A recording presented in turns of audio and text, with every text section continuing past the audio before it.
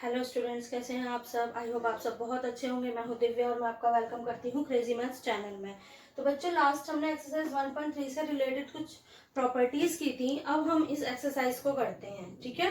तो चलिए स्टार्ट करते हैं। हमारा पहला क्वेश्चन है, निम्नलिखित गुणनफलों को ज्ञात कीजिए। तो देखिए, अब हम करेंगे क्वेश्चन नंबर 1 स्टार्ट। तो यहाँ क्या है, 3 एकम 3, हमें सीधा आंसर मिल रहा है। इजी सॉल्यूशन है इसका, इजीली मल्टीप्लाई होगा। 3 एकम 3, क्योंकि एक माइनस है तो माइनस का निशान। पहली चीज हमने रूल के अकॉर्डिंग किया था कि अगर एक धनात्मक और एक ऋणात्मक हो, यदि दो संख्याओं का गुणनफल किया जाए और उसमें एक संख्या धनात्मक और एक ऋणात्मक हो तो आंसर ऋणात्मक आता है। ये किसी से कट रहा है, किसी के संग जोड़ा बना रहा है। आगे देखिए, 225 एकम 225, यहाँ भी अकेला माइनस है, ये हमारा आंसर हो गया। यहाँ पर 21 को 3 से मल्टीप्लाई किया तो हमारा आया 63 और एक 0, माइनस से माइनस कट गया तो हमारा आंसर पॉजिटिव आया। इसमें देखिए 316 एकम 316, इसमें भी माइनस से माइनस कट गया तो आंसर हमारा पॉजिटिव आया। इसमें देखिए ई पार्ट में हमें 3 संख्याएं दी हुई हैं, 3 संख्याएं हैं जिनमें से एक 0 है। यदि हमारे पास चाहे 3 हो 10 हो, कितनी भी संख्याओं को मल्टीप्लाई करने के लिए दे दिया जाए, उसमें अगर एक संख्या 0 आ जाएगी तो उसका आंसर 0 ही आता है।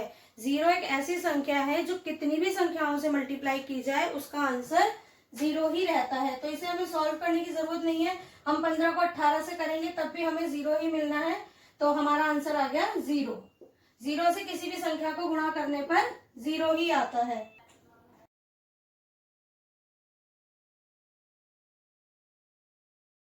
सबसे पहले हम 12 को 10 से करते हैं, तो हम करेंगे -12 गुणा 10 गुणा में माइनस का 11। 12 को 11 से करेंगे तो हमें मिलेगा माइनस का 120 गुणा में माइनस का 11।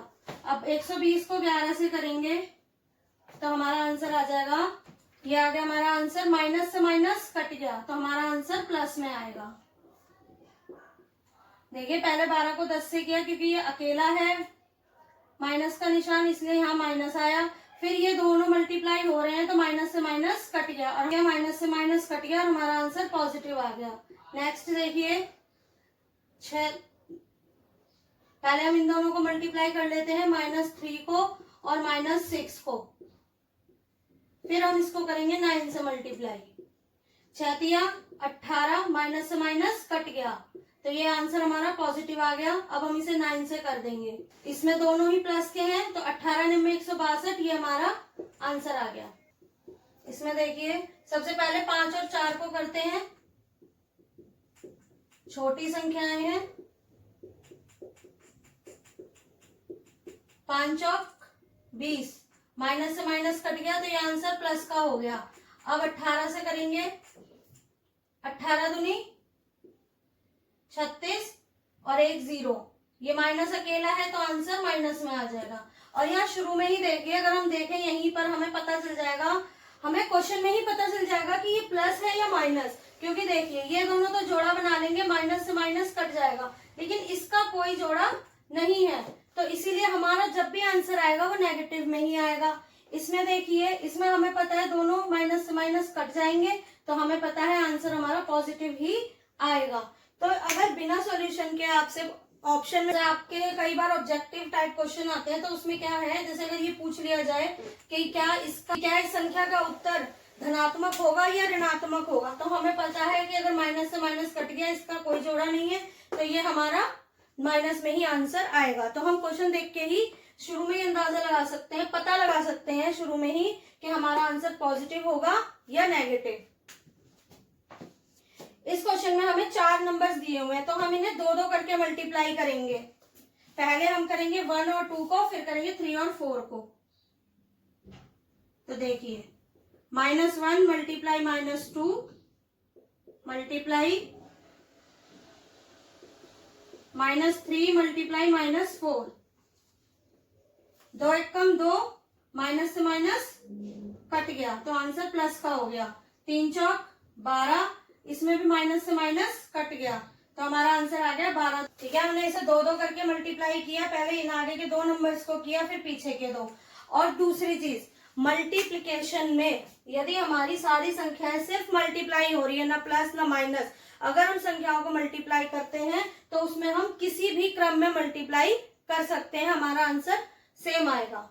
चाहे तो हम इसमें पहले 4 और 1 को और 3 और 2 को भी कर सकते हैं, 2 और 4 को, 3 और 1 को भी कर सकते हैं, किसी भी क्रम में मल्टीप्लाई कर सकते हैं। इसमें भी देखिए 4 संख्याएं हैं, हम इनमें कोई भी 2 ले लेते हैं पहले, -6 मल्टीप्लाई -2 और बाकी की नंबर्स -3 मल्टीप्लाई -1,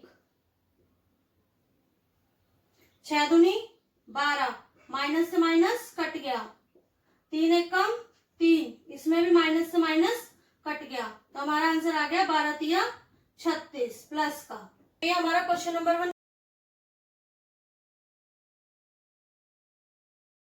कंप्लीट हो गया है। इसमें कुछ नहीं है, सिंपली मल्टीप्लिकेशन दी हुई है, बस हमें क्रम लगा के मल्टीप्लाई करना है, ताकि पहले हम ऐसे दो नंबर्स लेंगे जो इजीली मल्टीप्लाई हो जाएं, ताकि उनका जो आंसर आए वो 0 में या कोई ऐसा नंबर आए जो बाकी की बड़े नंबर से इजीली मल्टीप्लाई हो जाए। उसमें अगर 3 नंबर्स हैं, 4 नंबर्स हैं, तो वो हम अपने अकॉर्डिंग अपने क्रम में उन्हें मल्टीप्लाई कर सकते हैं। तो चलिए अब हम करेंगे क्वेश्चन नंबर 2। इसमें हमें करना है सत्यापित। इस क्वेश्चन को आप ध्यान से देखिए, इसमें हमारी डिस्ट्रीब्यूटिव प्रॉपर्टी यूज हो रही है, ठीक है। इस क्वेश्चन में हमारी डिस्ट्रीब्यूटिव प्रॉपर्टी यूज हो रही है, हमें प्रूफ करना है कि ये दोनों इक्वल है, इस कंडीशन से मल्टीप्लाई करने पर भी और इस कंडीशन से भी, क्योंकि हमारा फॉर्मूला क्या होता है, a multiply b plus c is equal to a multiply b plus a multiply c। हमें पता है डिस्ट्रीब्यूटिव प्रॉपर्टी में ये हमारा फॉर्मूला है, लेकिन इसमें उसने कहा है कि प्रूफ करो चाहे हम इस तरह से मल्टीप्लाई करें या इस तरह से, हमारे आंसर सेम आएंगे। तो पहले हम लेफ्ट साइड को प्रूफ करेंगे। तो देखिए सबसे पहले हम करेंगे बायां पक्ष, 18 मल्टीप्लाई 7 जमा में -3।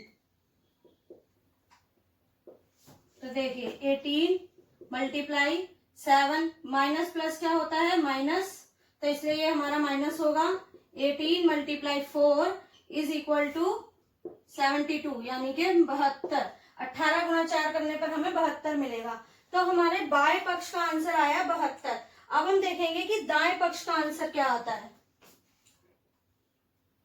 तो दाएं पक्ष है हमारा 18 गुणा में 7 प्लस 18 गुणा में -3।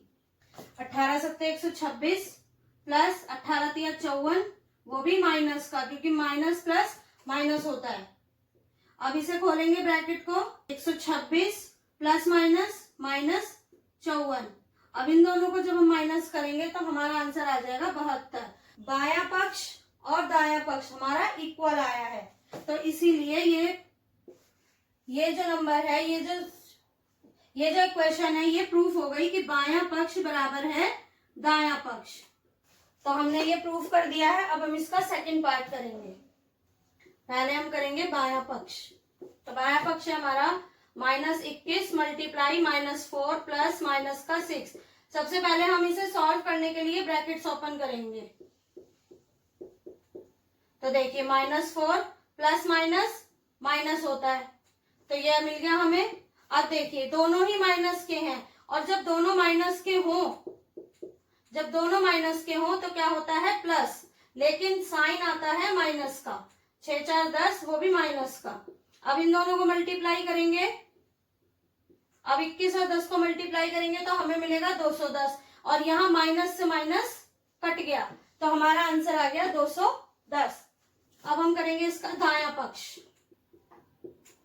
देखिए सबसे पहले 21 और 4 को मल्टीप्लाई करेंगे तो हमारा आएगा 84, वो भी प्लस का, क्योंकि माइनस से माइनस कट गया। 21 और 6 को करेंगे तो हमारा आंसर आएगा 126, ये भी प्लस का हो जाएगा, क्योंकि माइनस से माइनस कट गया। अब इन दोनों को प्लस कर देंगे, हमारा आंसर आ गया 210। तो हमारा बायां पक्ष और दायां पक्ष बराबर है, तो हमारा ये भी सत्यापित हो गया कि इसके दोनों इक्वेशंस इक्वल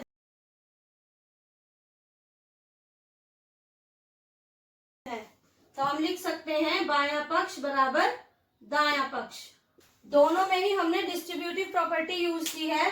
देखिए डिस्ट्रीब्यूटिव प्रॉपर्टी का ये फॉर्मूला होता है कि हम इसे इस तरह से भी कर सकते हैं और इस तरह से भी, दोनों आंसर सेम ही आएंगे। तो अब हम करेंगे क्वेश्चन नंबर 4। देखिए -1 गुणा 5 से शुरू करके आरंभ करते हुए विभिन्न गुणनफलों द्वारा एक पैटर्न दर्शाना है और इस नंबर तक दर्शाना है। तो इसे -1 से हम 5 को गुणा कर रहे हैं और हमें तब तक गुणा करना है जब तक -1 से ही गुणा ना हो जाए। इसके बीच में जितनी भी मल्टीप्लिकेशन होगी वो सब हमें करके दिखानी है। तो देखिए कैसे, देखिए उसने कहा है कि -1 को हम 5 से गुणा कर रहे हैं, इसी तरह गुणा करते करते जब तक गुणा कीजिए जब तक -1 से ही गुणा ना हो जाए। तो चलिए स्टार्ट करते हैं। देखिए -1 को पहले हमने 5 से गुणा किया तो हमें मिलेगा -5। अब इसे ही हम दूसरा तरीके से करते हैं।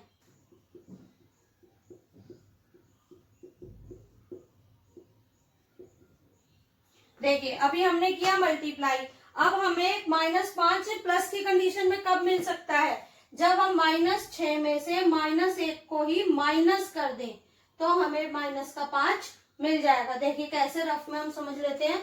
-6 माइनस माइनस क्या हो जाएगा, प्लस, ब्रैकेट्स ओपन होने पर, ठीक है, तो माइनस प्लस माइनस आएगा 5 और बड़ी संख्या कौन सी है, 6 की, तो ये आ गया -5। तो -5 दो कंडीशन में आता है, एक -1 से गुणा करने पर और एक -6 से -1 को घटाने पर।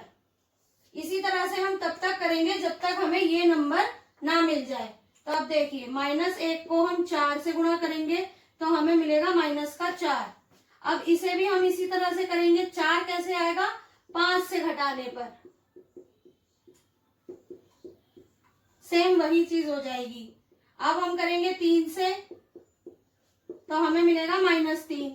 इसे भी इसी तरह से करेंगे, -4 माइनस का 1 तो हमें मिल जाएगा -3। अब इसे हम 2 से करेंगे तो हमें मिलेगा -2। सेम यहाँ भी ऐसा ही करेंगे, -3 में से -1 को घटा देंगे तो हमें मिलेगा -2।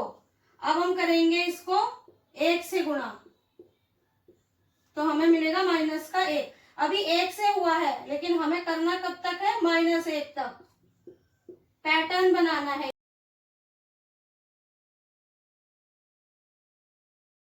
एक, इसीलिए इस तरह से किया जा रहा है। अब देखिए -2 में से -1 को हम घटाएंगे तो हमें मिलेगा -1। इसमें पैटर्न का मतलब ये है कि चाहे हम मल्टीप्लाई करें या माइनस की कंडीशन में जो भी नंबर हमें चाहिए उससे एक बड़ा होना चाहिए। अब देखिए -1 को हम 0 से करेंगे तो हमें 0 मिलेगा, क्योंकि 0 को किसी से भी मल्टीप्लाई किया जाए आंसर 0 ही आता है। -1 तो ये आ गया 0। आज में देखिए -1 से ही मल्टीप्लाई हो रहा है और इसमें -1 को ही हम घटा रहे हैं और आंसर हमारा सेम आ रहा है। अब -1 को हम -1 से मल्टीप्लाई करेंगे।